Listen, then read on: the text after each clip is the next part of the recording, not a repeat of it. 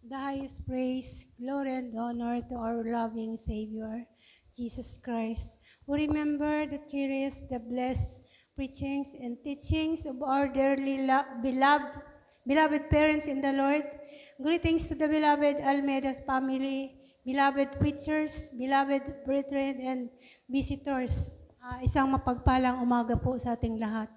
Patuloy po ako na nagpapasalamat sa ating dakilang Diyos, patuloy po na kabutihan niya sa aking buhay. Bagamat hindi po karapat-dapat na sa kabila po ng aking mga pagkukulang, alam kong naririyan po ang mahal na Panginoon upang ako'y patuloy na gabayan, ingatan.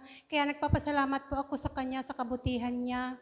Dahil po sa umaga pa lang po na pagising ko, naririyan po ang kalakasan pisikal, lalo't higit sa espiritual.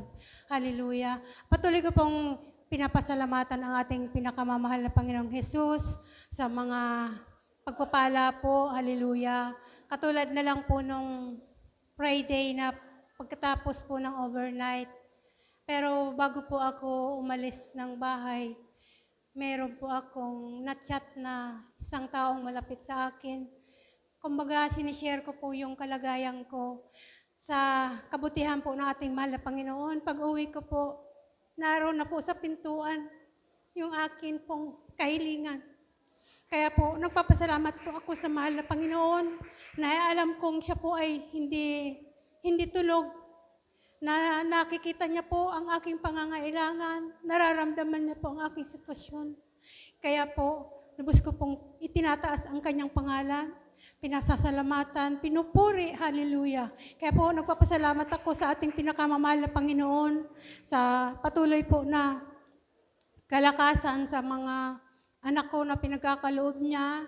Dahil po, dati-rati po na isinishare ko sa inyo na ako po yung naghahanap ng kalinga ng aking pamilya.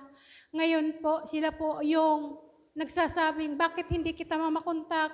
Bakit ang hirap mong kontakin? Kaya po talagang ang Diyos po talaga hindi po talaga bingi sa ating pangangailangan. Amen.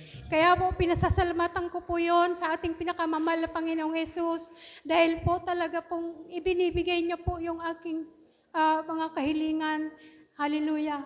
Ganun na lang po katulad na lang po sa aking paghahanap buhay. Monday to Friday lang po yung aking paghahanap buhay. Pero sa konting kita ko po, sapat po sa aking mga pangangailangan. Kaya tunay pong napakabuting ating pinakamamahal na Panginoon na sabi nga talagang kung ikaw ay magtiwala lamang sa Kanya, pagkatiwala natin yung ating pangangailangan, ang lahat ng pangangailangan sa ating buhay, nariyan po ang mahal na Panginoon, handang magbigay, magsuporta, hallelujah. Kaya po, pinasasalamatan ko po yun, hallelujah. Lalo't higit po sa aking karamdaman na dati-rati po, konting lakad ko lang, talagang nariyan po yung pagod, hinihingal na po ako.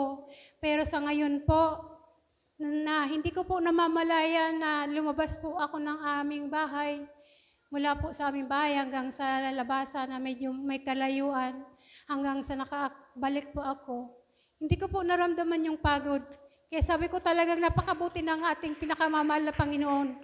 Dahil po, iniingatan niya po ako, ginagabayan sa aking pong pagtulog na kung minsan, dati-rati hindi po ako nakakatulog. Ngayon po, nagigising po ako na mamalayan ko, 8:00 na po ng umaga.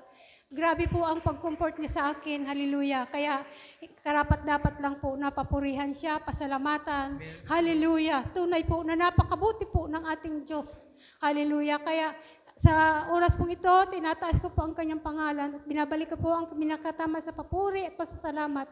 Ang kapurihan po at pasalamatan ay tanging sa kanya lamang po.